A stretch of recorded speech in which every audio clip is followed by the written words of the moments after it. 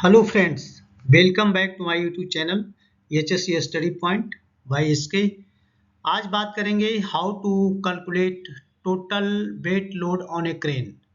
Crane पे total कितना load रहता है तो उसके बारे में आज जानेंगे।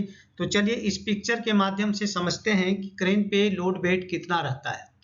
तो सबसे पहले इस पिक्चर में एक देखिए, क्रेन का यहाँ पे पिक्चर बना हुआ है और यहाँ पे हम लोड की बातें करते हैं। जो ये सारे लोड है जो क्रेन पे उसके ऊपर होता है।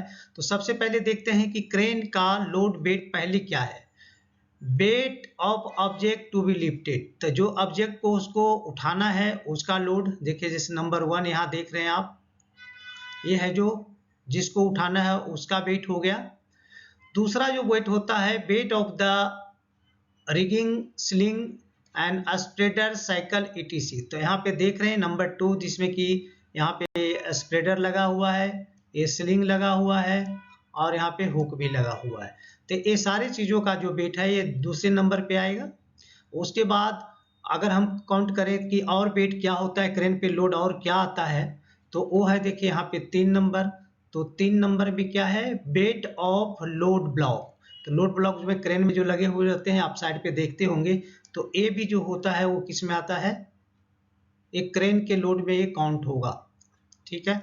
उसके बाद है 4th नंबर जो है weight of axillary fall tackle ropes ball and rigging equipment. यहाँ पे देखिए ये 4 नंबर है।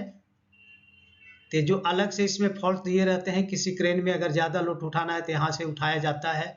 तो इसके जो लोड हुआ वो भी क्रेन का वेट लोड होगा जो क्रेन पे आएगा।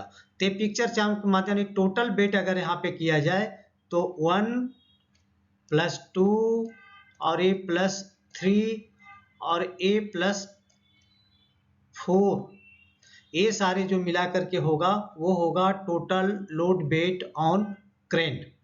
ठीक है। तो पहला पिक्चर देखिए।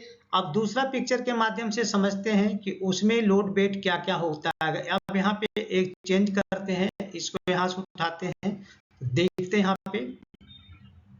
अब इस पिक्चर में हम देखने की कोशिश करेंगे। यहाँ पे 1 यहाँ दिख रहा है, 2 यहाँ दिख रहा है।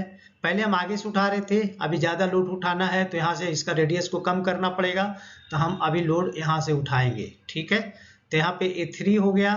तो पहला वही सेम है, पहला वही है weight of object to be lifted, जिसको उठाना है उसका वेट हो गया। उसके बाद weight of the rigging, sling, spreader cycle and rigging जो भी इक्विपमेंट है उसका, तो ये 2 नंबर पे हो गया। जैसे इसमें देखिए ये स्लिंग लगा हुआ, स्लिंग लगा, स्प्रेडर लगा हुआ है, इसमें हुक लगा हुआ है, ये 2 नंबर हो गया। और हुक ब्लॉक जो 3 में है weight of the load block, तो लोड ब्लॉक ये 3 नंबर पे यहाँ देखिए ये है।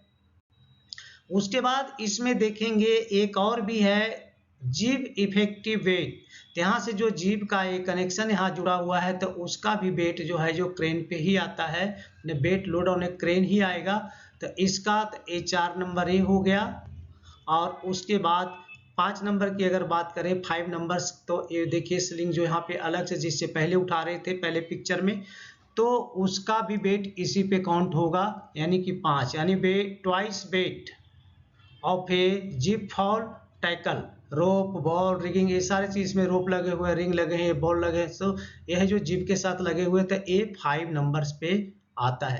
यानी कि अगर कैलकुलेटिंग टोटल लोड वेट की अगर बात करें तो ये सारे एसेसरी जो इधर का छोड़ के है, इधर जितने भी हैं वो सब है जो क्रेन का टोटल लोड वेट में काउंट होगा। जैसे कि पहले पिक्चर में 1 + 2 + 3 + 4 देखा, उसी तरह ये दूसरे पिक्चर में हम देख रहे हैं 1 + 2